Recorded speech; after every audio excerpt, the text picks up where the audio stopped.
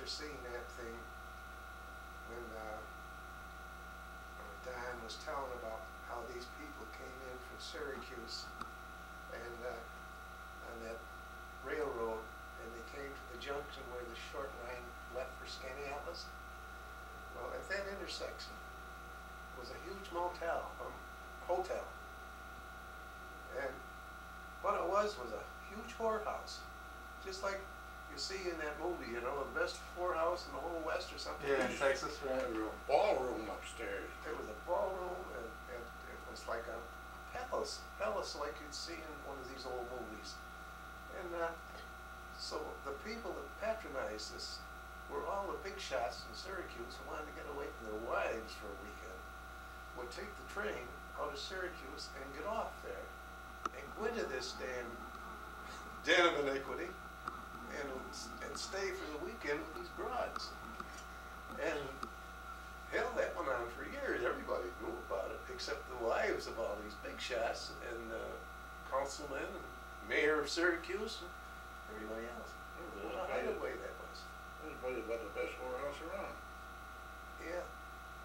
They never went to Skaneateles. They had a circuit. They had started from Buffalo on down, I guess, up to Madame Cleo's in Waterloo. And they always had fresh girls right in the Syracuse around the circuit. They went around the circuit with the girls. And they stayed a week, I guess, and then moved on with a fresh girl out of a week. And Freddie Volkman he ran the place. He had a big chandelier, like, you know, like a great big pot up there. And hey boys, he says, just throw your money up in there. You have your loose change or anything. Good enough, he says we'll have a clam bake. And never had the clam bake. You got the money when they left? So empties will take every week, I guess. Well, the bartender and the owner of that place, Freddie Volkman, and he had this high class. Well, that's what was Freddie Volkman. Yeah, this high class crowd that come in, you know, and he mixed the drinks. Is that thing still running? I think it's probably off by now. Okay. So, anyway, this guy ordered a gin fizz. Well, Freddie didn't know what the hell a gin fizz, so he put gin in it and a lot of other stuff, you know.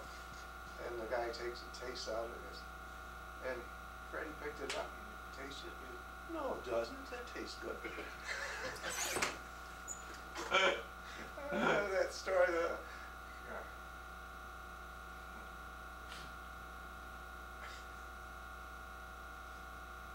gee, we were only kids then. We were just. Freddie burnt to death. Fire down there, burnt to death. You know, that damn, that same old hotel is still there. But At the junction? Oh, no, they made it into apartments. They Oh, did ruined they? it. Yeah. Oh. They did have a bar there for a while. Mary's burnt down. It's all gone. You can't even get a drink in the junction. Wild days. You know, Freddie, they had a whorehouse in Auburn and around the prison there somewhere. He had one of these steam, what do they call them? They run by steam, a piano-like thing. Oh, Calliope? piano. Yeah, one of those. And he'd get up ahead of steam there on a Saturday night, he'd get playing that goddamn thing, and you could hear it all over Auburn, you know. And they chased him out of Auburn. That's why he was over in the junction. Oh, yeah? And over there where he had some freedom. Oh, boy, there's some, if you could meet some of the old timers around the junction there, what stories they could tell you. Those were great times to grow up in. You know, Well, I'm kind of envious because those were just such you hear, wide open frontier kind of days. you hear Don Stinson say he had a happy childhood. Yeah. Well, I tell you about that school. You would be watched all the time.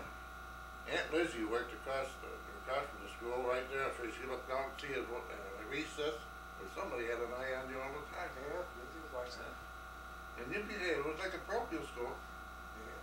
You didn't get too far out the line. Seriously, I remember one time I was in the 3rd grade, and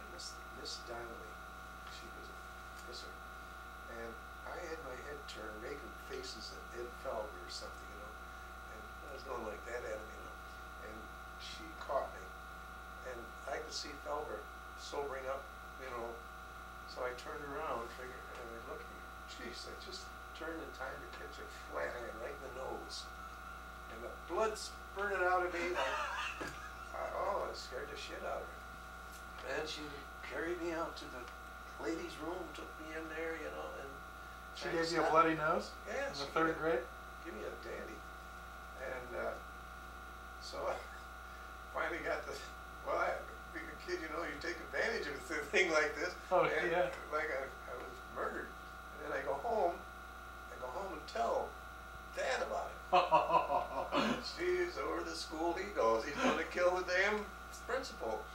Well, they fired the teacher anyway. Oh my God. But she was pretty strong. I mean, she'd really smack you some boots. Oh, I guess. She only meant, I think part of my hearing loss is the fact that slaps on the ear that she gave me. Ooh, my ears would ring for hours after. Really? Yeah. And this day she caught me in the nose. And yeah, that damn Felber, he'd sit back there and take his cock out, you know, and shake it at you. He's doing some crazy things like that, you know. Jeez. Oh, Yeah, we used to play basketball out outdoors. It just had two baskets, a basket here, up on a board with two iron posts going up and hold up that blackboard and the basket, and that'd be the same as over here. You play out there in the middle of winter, in the summertime, you went from this basket to that basket. It'll be a big tall adjustment. By the time we can tell it, couldn't see the basket. yeah.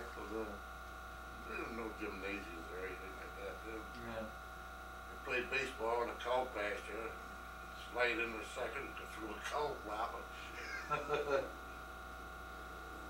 Catchers didn't have catcher's masks or anything else, you know. Yeah, the farmer used to keep the cows in the ball field. All right. Yeah. And that damn depression going on. You know, I had a job in the Glenside mill, Rob. It was depression time. And the mill had been sold, but they had to keep a night watchman on 24 hours a day to satisfy the insurance companies. So, Dad was the last one to leave because of his knowledge of the whole mill and everything else.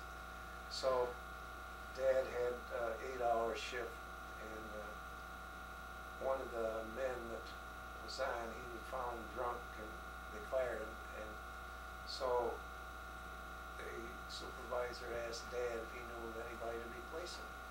So he says, well, I got a son up there that isn't doing a damn thing. I think he'd make a good candidate. So they hired me.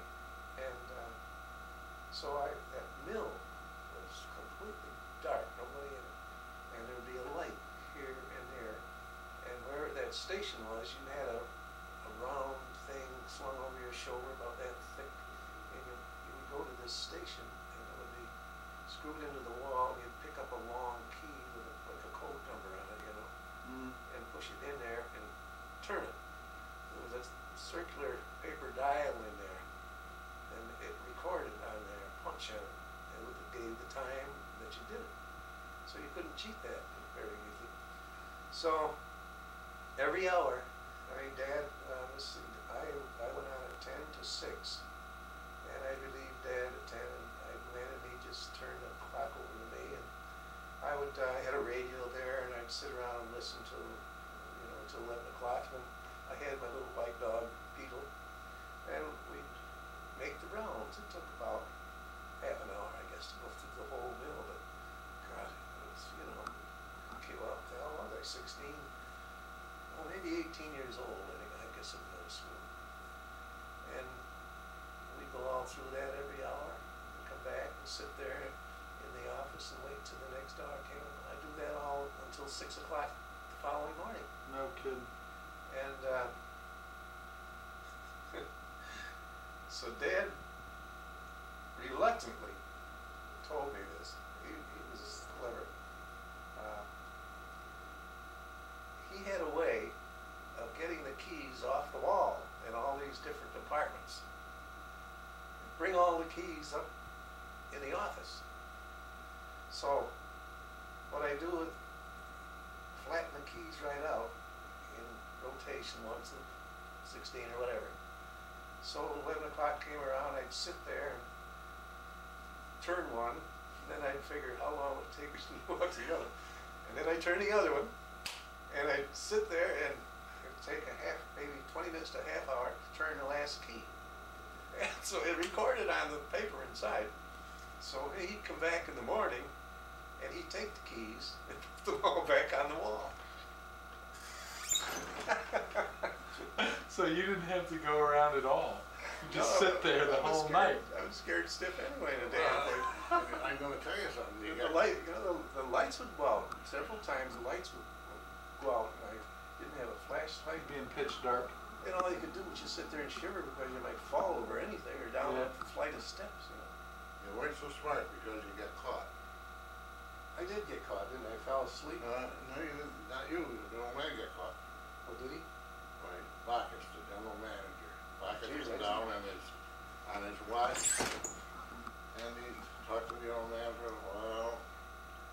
And time come for Dad to go punch, punch the keys. He says to Dad, I think I'll take this one, Pat. He says, I'll make the punch this time. Make the tour this time. And Dad, give him the punch clock. And Dad says, he says you might as well take the keys too. He says,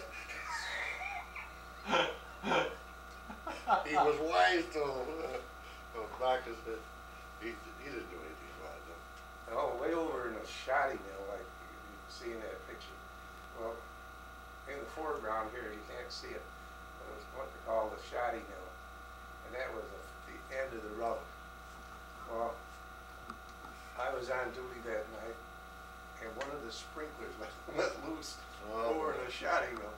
And some kid over in that Stump City Road came over and told me. He says, there's water squirting out the roof over there. And she said, right over, the sprinkler had gone off for no reason at all.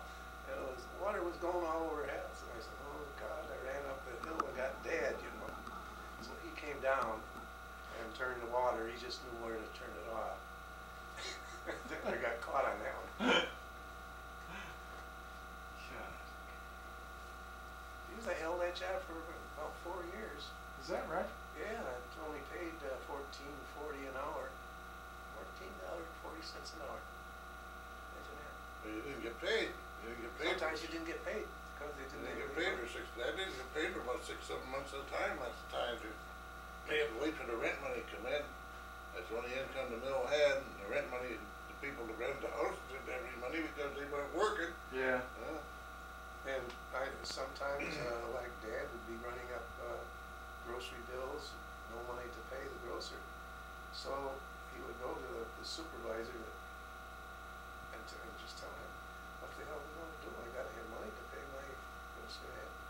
So these weaving looms and things that were still in there, then the man would call in the junk people and sell off these looms. It's just, they're worth thousands of dollars, you know, just chop them up into scrap just to get the money to pay me and my dad so we could live, you know. That's amazing. Yeah, it was the depression, I'm telling you.